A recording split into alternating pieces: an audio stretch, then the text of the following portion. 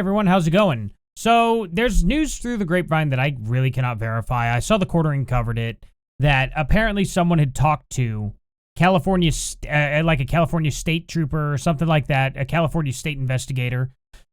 And apparently they are trying to figure out what kind of premeditation this is before they arrest Raja.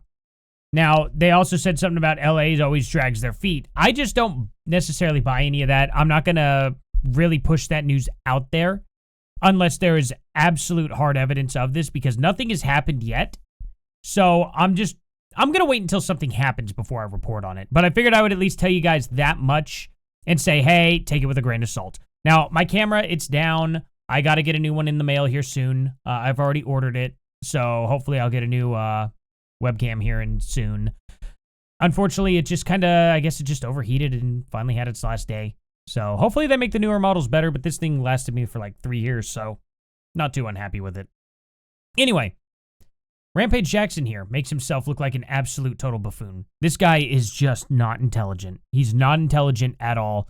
It's like a box of rocks going on inside his head. He's not a good dad. I mean, you could just tell by the way he, what his answers are. He ends up saying that one of the reporter's questions is stupid. And I know he has a history of this. He's always like, what's with the stupid questions? It's like, if you ever have to say what's with the stupid questions, you're genuinely a very stupid person.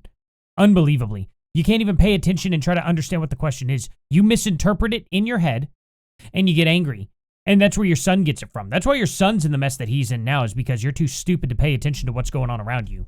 Rampage Jackson is an absolute moron. It's just unbelievably ridiculous. Hopefully he can change and actually pay attention to what people are saying before he opens his mouth and gets upset. The guy is way too aggressive. I get it. You used to be a fighter and all. Dude, you need to tone it down. Your son really messed up, and it's not all because of your son. It's because you made your son that way. You're going to have to own that. It's really stupid, but let's just get into his statements and see what's up. You know, where would we be if Roger would have killed that man? Where would we be? Thank God Psycho Stu, you know what I'm saying, pulled through. You know, I wouldn't wish that on anybody. I stopped listening to the attorneys. I got really upset with all the death threats and all this stuff, and I wanted Psycho Stu to tell his part that my son did not sneak up on him, and I never heard him say that. So now I'm upset. Now I'm upset. Now I'm upset with Psycho Stu because he didn't come out and say, oh, whoa, yeah, what Roger did was fucked up, but he didn't sneak in the ring and do this. The shit was... Okay, let's talk about sneaking. Do you think that man expected to get knocked out? Do you think it was just going to be slammed down on the ground, knocked out instantly? Do you think that's not sneaking up on him at all? For real? A cheap shot? And then he continues to pummel him while he's unconscious? Are you kidding me? And you're worried well, he didn't sneak into the ring. Nobody thinks he snuck into the ring. We saw the video. We saw where everyone's like, okay, how about you go out there? We literally saw it. We know because when he decided to do it was whenever he accepted his apology. He absolutely accepted his apology. Do they not have the picture? Really? That's really dumb. Well, here it is. He's trying to get an apology. Doesn't do it. Then, finally, Raja accepts the apology before any of this went down. Raja's like, hey, all right, fine, this is cool. And then they tell him, hey, you go into the ring afterwards, and you do your thing, you know, get him back, you know. But he has to know this was an act. This guy, even if he was going to treat this like it was a legit fight, like he was going into the UFC here or something to fight, dude's an MMA fighter. And I know everyone blew up on me. He's not a UFC fighter. Whatever. I never really cared if he was or wasn't a UFC fighter. He was trying to be a UFC fighter, which means he knows the rules. He was going to school for it, more or less. You know what I'm saying? He's an MMA fighter. He was training to become a UFC fighter. He knows the rules. He knows if a ref grabs you and tells you to get off, you get off. You don't keep hitting. 4 people tried to get him off of Psycho Stu. He fought them, continued to punch Psycho Stu after like 2 people grabbed him. Then when they fully grabbed him and pulled him off, he started fighting them. How do you think the UFC would have responded if he did that in the octagon? So stop saying, well, he wasn't a wrestler. He didn't know. Yes, he did know. He knows what fighting etiquette is. He knows when a ref steps in and you ignore that ref, you'd get permanently banned. He knows he wouldn't want to do that. That's how he was going to go into the UFC. That was what he was going to do. He would have went into the UFC and he would have done this to a fighter, no doubt. And it would have been just as wrong. Would people have blamed the UFC for it? Do you think people would have blamed the UFC for Raja doing that? No. Why would you blame the wrestling company here, KnockX? This is what I'm saying. I understand why people are like, oh, well, KnockX, they're liable. If you would not hold UFC to that liability. Because clearly the same thing would have happened. A ref would have jumped in. He would have fought the ref. It's no different than these guys jumping in trying to get him off, saying it's enough. It's not any different. What, because one of them wasn't wearing stripes, it all of a sudden makes the difference? No. He knows he can't keep punching someone unconscious. He learns that. He knows that. He took the classes for it. This isn't a mystery, guys. I don't understand why people are not applying the same rules. Same rules across both. It's not different because it's wrestling. They're in a ring. People told him to stop. He started fighting them. He started fighting the ref. He started fighting everyone. It's not allowed. Anyway. Stage. That's all he had to say to get some of these racist ass motherfuckers out of my DMs. Sorry about the cussing here. He's saying all this shit how it's fucking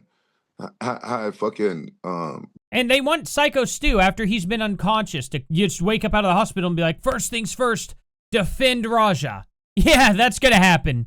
That's gonna happen. How about you get your teeth knocked out and then get sent to the hospital and choke on your own blood? And then the first thing you have to do is say, well, I caused some issue. No, you wouldn't. You wouldn't take a lick of blame, dude. You wouldn't. And I wouldn't expect you to. I wouldn't expect somebody who's literally been almost beaten to death to literally take the blame. That would be such a stupid thing. Here's the thing. I'd rather have stupid questions than stupid answers. And Rampage Jackson has a lot of stupid answers. A stupid question doesn't exist. Are you at all worried about his well-being? Yeah, it's my son. I am worried about his well-being.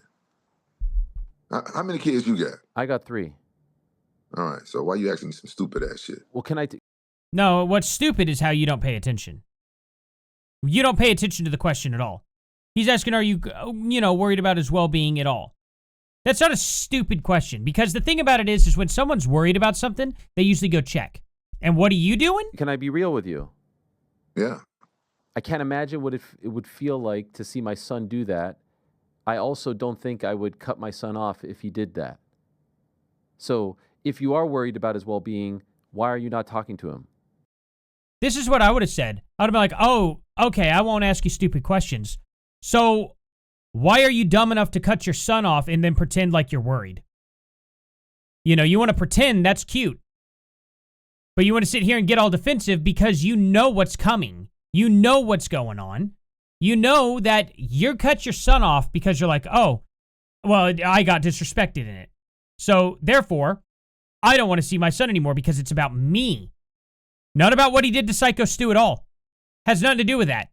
You got upset that he has disrespected your name. Because he dishonored my name. There you go. It's selfishness. That's what it is. It's about you. It's not about what he did. It's about the fact that you don't like how your name was disrespected. If he would have respected your name, they would have been fine. You'd probably be defending him right now. I don't know that for sure. But when you make it so selfish and so about you, makes it really hard to believe that you give a rat's ass about what's actually going on with Psycho Stu. I think you see this as if Psycho Stu actually had bitten the dust there. This would have been financially your fault, or your responsibility, I guess you could say. You would have to help out in more ways possible. You'd have to do a lot more for this guy, and you don't want to have to do that. You'd rather this all just be put on Raja's back. but you know he isn't capable of taking care of himself in this way. That's what I think is going on. Maybe don't make it about you, and I probably won't think that way, and neither will the mass amount of the public. Everyone here thinks you're making an absolute ass out of yourself for this. But he's still your son. No, listen. I know he's my fucking son. I'm not cutting him off for forever. I just haven't talked to him. But this is the worst moment of his life. He needs you now more than ever. No, listen. I talked to him after the shit happened, and he hid the fact that he did this shit, and he put my other kids at danger.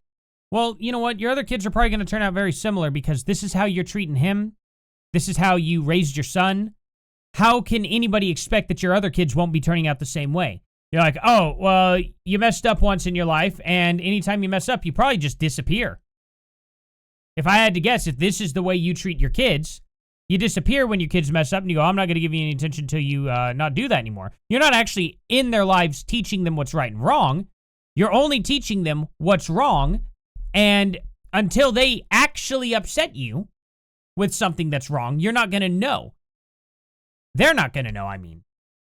So it's kind of like just being like, okay, I'm hanging out with you while you do all the right things, and then the moment you do something wrong, I go away. Then the other 10 wrong things that you don't see them do goes unpunished. And then when they come out, they say, oh, I just need to not do that one wrong thing. But if you were there, you would have caught the other 10 wrong things. You teach your kids and you guide them through. You don't just abandon them when they mess up one thing and then let them make a ton of mistakes elsewhere and walk off. That's bad parenting. That's not how you do it. As a father to 2 girls, I am very comfortable saying that. And we see how your kid's acting. So it's absolutely not shocking to me at all. Unless your child has some sort of mental illness, if they are just a normal child, then your parenting reflects through them. The way they act is a reflection of you. Now, if you were to sit there and say, oh, well, my son is bipolar or schizophrenic or something along those lines, okay, well, can't necessarily always blame the parent in that situation. Autistic, something like that, you know what I mean? Some form of disability, yeah, I get it. Maybe it's not the parent's fault. But when you can't find any other issues, your child just turns out to be an exact reflection of you and your neglect. Unfortunately, that's the way it looks to me anyway. Based off what the other people said, and I just can't talk to him right now. I just can't. I'm not saying I'm never. I just can't talk to him. It's not about like punishing. It's not about teaching him a lesson. It's not about any of that. It's about I just can't do it. I'm mad. I just can't do it. So therefore, I'm gonna abandon my kid because I'm upset. Go and talk to him again. I just can't talk to him right now. I need some time. I'm dealing with his attorneys and all this shit, but I'm very disappointed in Roger. Like, yeah, I'm not a perfect parent, so I don't know what's the protocol to how much time you stop from talking to your son when he fucking goes out there. The time's 0. Time is 0. Unless your son does something personal to you to try and harm you, then the answer is 0. You don't just cut your kid off because they went and made a, not necessarily just a mistake, but something in life. Like, he clearly has never been properly punished in his life. He clearly has never been properly punished. He's never been properly raised. He should know what it is that he is doing and how dangerous that was and how close he came to killing a man. It's unbelievable. And hurt somebody. He put a guy in a fucking hospital. Exactly. The thing about it is it's just so frustrating to see that. It's so frustrating to see that in general. I could understand in life, in general, if you have to cut your son off because they've constantly done things like this. Constantly, and you're doing everything for them. But when I see that it's like, well, every time he messes up here, I just can't talk to him. That's probably exactly how it was every single time. I hope I'm wrong. But I really don't think I am. Because from what I've been reading, Rampage Jackson wasn't in his life much until after his mom passed away, and nobody knows why. It was apparently a murder. I can't find anything on it, and that's unusual. I have a true crime channel. So, I'm not sure. I'm going to have to start digging a little bit more into it. I'm going to have to see what all comes up. But at the end of the day, it's unbelievably frustrating to see his dad blame everyone else. He blames everyone else around him completely. And I'm not saying that his dad should bear responsibility for what Raja did, but I can see the reaction to his own son and his screw-ups. It's just not okay. It's really frustrating to see. It's really frustrating to see in general. And to blame Psycho Stu at all, the guy with the least amount of accountability here, come on. The only reason why it's not his fault is because of this right here. Okay? You could blame him for smashing the can. But when he says, hey, man, I genuinely thought, he's like, essentially like, I'm the bad guy in wrestling. I was trying to set up a story for us. He's like, I didn't mean to do that. I thought you were here because you were going to be the new guy. More or less. And Raja goes, okay. And then he let his chat of 12-year-olds get under his skin and push him into punching this guy to almost to death. That's just crazy. That's just crazy. Psycho Stu has absolutely no fault whatsoever. Whatsoever. And if Raja wanted to get him back, he should have hit him the moment that can hit his head. That fake beer can. Anyway, guys, what do y'all think? Please tell me down in the comment section below. Please like, subscribe, and share, and I will see y'all in the next one. Later.